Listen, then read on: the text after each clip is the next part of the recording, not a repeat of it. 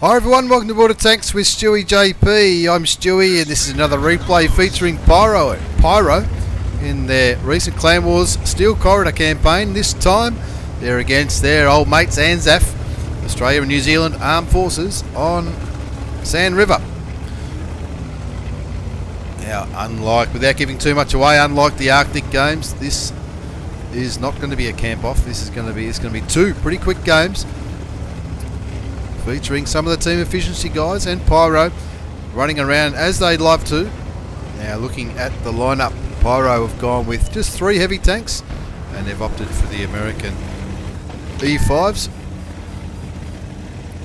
A few Batchats, Zaffy, Skell and Party running around in their Batchats like they love to do. A number of Object 140s, a T62A, a Grill and 2 T92s. T92 is a pretty heavy hitting Tier 10 American artillery. I remember I was in my E5 once and I got totally one-shotted by a T92 once, so you need to be careful when you see them on opposite sides. Now Skell running around up the northeastern side of this map pretty much all alone. He does have some fire support from the base, all the heavy tanks by the looks of it, except for one. And a number of medium tanks are back at base there to give him fire support. Now he's going to be in a world of trouble if he's not too careful here. Grill gets rid of the Batchat, but looks like Skell's in a world of trouble here. I mean, he's done a good job lighting everyone up, and the scoreboard looks pretty good at 2-0, but Skell takes an early exit on this occasion. But here, PYRO lads taking out 3 of those tanks though for the price of 1 Batchat. Of course he did light up all those tanks that were up there, and all of these guys just focus fired onto those enemy tanks, getting rid of 3 enemy Batchats. And it looks like ANZAF have gone for a handful of Batchats, TVP, a few STB ones and some Russian medium tanks. Now looking at Party's point of view, looks like Party's taken a little bit of damage too. He's only down to 65 hit points.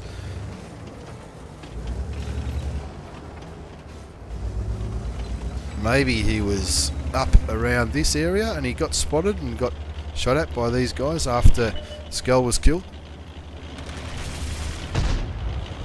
Now with the score at 3-1, we're looking from Party's point of view, and he needs to be pretty careful that he doesn't get spotted. I think if he gets lit once, he'll probably be dead.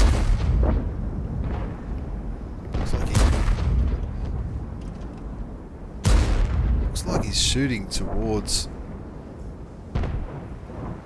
the STB, I think, or one of the STBs. And unfortunately, because we're looking at it from Party's point of view, we can't really see what his reload is. But 4-1 is the score. And in this replay off, obviously after he's died, Skell's clicked around on his teammates just to see what their points of view is. And looking at where the enemy tanks are. Tickle Monster in his Object 140, putting some damage into the STB-1 and the enemy Object 140 there. Napalmer gets taken out of the game. And that big American artillery takes out one of the Object 140s as well. 6-1 is the score. 7-1 now as the Object 140 gets rid of a Batchat. And you can see now in the northern central part of the map, those E5s are going to start pushing into those medium tanks. Of course, the STB-1's only going to be 2 shots to get rid of him, and a few of the other enemy tanks not too healthy either. Sounded like a pretty big shot from the Grill into the Object 140, and it brings them all down to pretty low health. As we look on the other side of the map, all these medium tanks along with the E5 are all pushing into the last 2 remaining Object 140s. My old mate the Money Shot and Black Hearts. 14-1 is the score. 15-1 is the final score. So quite the opposite to what we've seen in those Arctic battles. but all in all, a pretty handy win from PYRO against ANZAF, winning 15-2 as we have. Very quick look at the post-game battle results before we move on to the next battle. And you can see once again, apart from 2 that died early, everyone else did a heap of damage. Nearly 4,000 from Party in his bat chat, even though he was on a very low amount of health when we went to his point of view.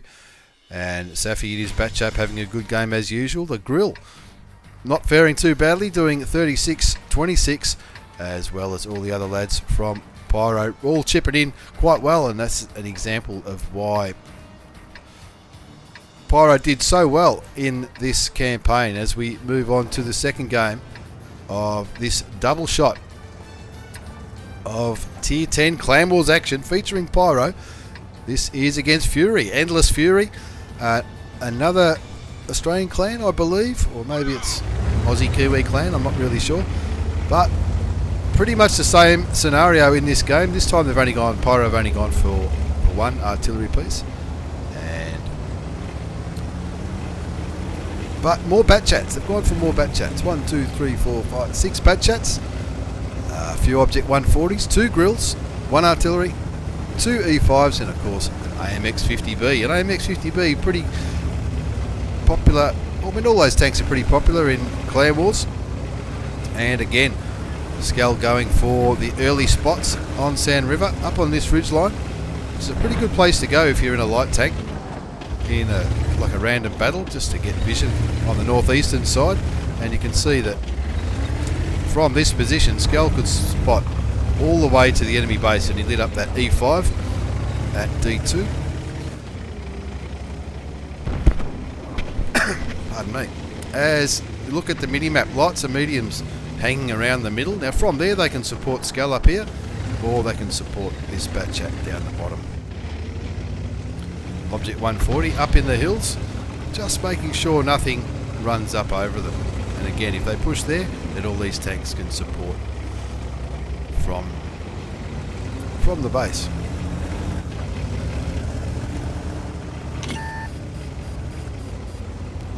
And Skull gets lit from that other bat chat. That other bat chat probably not silly enough to poke over. Probably knows there's a fair amount of fire support on the other side of that ridge line. And who knows what's in store for him. Should he do that? Should he go for the poke? Now looking at the mini-map again, with the score still 0-all, looks like there's 2 E5s camping the base. A grill last spotted at G1, he could be anywhere now. Well, there he is. And a bat chat down there, as well as a bat chat in the middle. Looks like Fury might be doing a little bit of a camp here. Of course, with the bat chat here, this bat chat in the southern side will be providing vision to most of this area. These bat chats in the middle will be providing vision for the Sand River.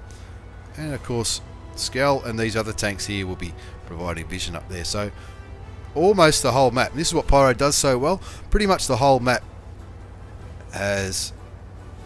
PYRO have got the whole map pretty much under control vision-wise. So they know that they haven't spotted any big forces on the enemy side, which probably tells them that they're playing quite conservatively, I suppose you'd say. So let's wait and see what they're going to do. Looks like the PYRO guys are moving into a position where they can attack from here. The 5 medium tanks going up to the northeastern hill and moving up and around. Looks like they're getting ready to make something happen. The bat chats in the southern central part of the map. Looks like they're just standing by, getting ready for the word that the guys in the north are ready to push. And there's quite a few guns here as well. So maybe they're going to push from 2 different directions. Let's see what happens. Now, Skell using the speed of the bat chat to get into these sand dunes on the northern side of the map. I guess he's trying to round that bat chat around into the E5 and the grill's gun. But the bat chat no longer spotted. Just after a little bit more vision, I think. So, Skell moving forward, moving towards the enemy base. And there's an artillery piece. And he won't be able to help himself. He can't not shoot the arty. Even though he got lit, he's waiting for the arty to present himself. There's two artilleries there. Got one shot into one of them, but not lucky enough to take him out. The E5 kills that arty that Skell damage. He takes a shot from the Batchat, and then he kills the enemy Batchat. As he takes a reload, fixes his driver, and he's not going to do what Batchat drivers often do and run away while he's reloading. Skell's going to continue to win this vision game and move forward closer in towards the enemy base and make sure that his teammates got plenty to shoot at. 3-zip is the score. Skell's already picked up 1,036 hit points of damage and a little bit of spotting, I'd imagine.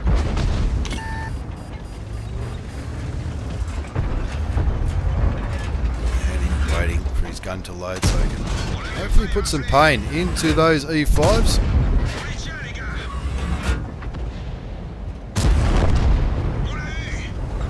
Takes him out, bringing the score to 4-0. He's only got 2 shells left in his clip. And what's he going to do now?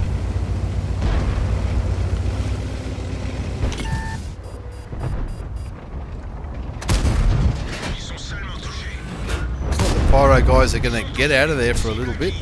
Looking at the mini-map, you can see the Fury guys are having a good, solid push on these Pyro lads. And when you look at, even though the score's 5-1, when you look at how many tanks are back here from Pyro, not a bad move by the Fury lads pushing into these tanks, but not really going their way. 8-2 now is the score, and a lot of those Fury tanks will be on pretty low health as the Batchat finally reloads its clip. Sometimes it does seem like forever, especially when there's opportunities to do damage. And with the score on 13-2, it's just a case of cleaning up the last E5 and the Object 907 to give Pyro a very comfortable win in this battle. Last tank, and he'll be looking very nervous.